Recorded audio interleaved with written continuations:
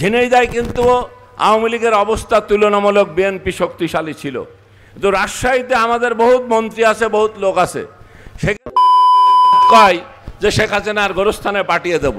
তো এই বিএনপির ঝিনাইদহের কোনো বিএনপি যে তক্তা করে দিতাম যদি বিএনপির সাহস দেখাতে নাম, এইরাম সাহস বিএনপি এখনো দেখাতে পারেনি। কারণ বিএনপির এই জায়গা সবচেয়ে দুর্ধর্ষ লোক ছিল, যাকে যুদ্ধ অপরাধী হিসাবে ফাঁসি দেওয়া হয়েছে, সেই সালাউদ্দিন কাদের চৌধুরী বিএনপির সময় মশিউর রহমানের দাপটে এই পায়রা চত্বরে বক্তৃতা করেছিল। আমরা ওর সেটা ভেঙে দিলাম। ওর জীবদ্দশায় এই সালাউদ্দিন কাদের চৌধুরী তার জীবদ্দশায় একবারই বাংলাদেশে অপমান হয়েছে, সেটা ঝিনাইদহে অপমান হওয়ার পরেই মশিউর রহমানের পতন হইল, ওই অপমান হওয়ার পরে।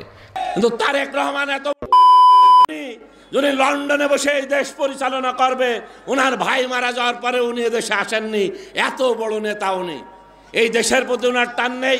ওনার মা অসুস্থ, ওনার মা মৃত্যু সজ্জায়, ওনার মার দেখতে উনি আসেন না। কিন্তু প্রত্যেক দিন বিএনপিরা বলে এই খালেদা জিয়া মরে গেল, এখন খালেদা জিয়া যদি বিদেশে পাঠানো না হয় খালেদা জিয়া মরে যাবে। যে চাঁদের যদি এরাম কোনো লোকাল নেতা বলে ঝিনাইদহে, হ্যাঁ তার সেটা বাড়ি সোজা করে দেবো, এই কথা এখনো বলছে।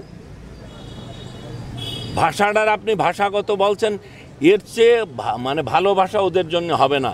বিএনপিরা যেভাবে এই বক্তৃতা নিয়ে যেভাবে মানুষ আমাকে মেসেজ দিচ্ছে, আমার তো ফেসবুকে তো দেখা হয় না, মানুষ যখন আমার বলছে আপনার নিয়ে খুব বাজে কথা বলছে, বরিশালের অমুক বলেছে দেখলি পাবো। এবং আজকে সবচেয়ে আশ্চর্যের ব্যাপার হয়ে গেল যে আমি একজন রোগী হার্ট সেন্টারে, আমাদের হৃদরোগ হসপিটালে গেলাম, তখন লিফটের মধ্যে একজন বলছে যে আপনি কি ঝিনাইদহের মেয়র? তা আমি বললাম না, ছিলাম এককালে। তা বললো যে আপনি যে বক্তৃতা করেছেন এতে তো আপনি খুব বিপদে পড়বেন। তা আমি বললাম তুমি কি করো? তা বললো যে আমি ব্যবসা করি। কিসের? বলে আমার দোকান আছে। কোথায়? বলে ময়মনসিংহে। তাহলে ময়মনসিংহে? বলে ময়মনসিংহে এই নিয়ে আলোচনা করতেছিল বিএনপিরা দায়িত্ব। তা ময়মনসিংহের বিএনপিরা আলোচনা করছে। তা আমি তো ওদের কোনো লোক নিয়ে বলিনি, খালেদা জিয়া নিয়ে বলিনি। ওদের তো সবচেয়ে প্রিয়জন খালেদা জিয়া, তা আমাদের প্রিয়জন বঙ্গবন্ধুর পরে হলো শেখ হাসিনা।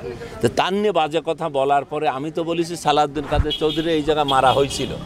অনেকেই বলছে মারা হয়নি। এর মধ্যে আবার দেখলাম মন্তব্য, অনেকেই বলছে না সালাউদ্দিন কাদের মারতে এসে আপনারা দৌড় মারিলেন।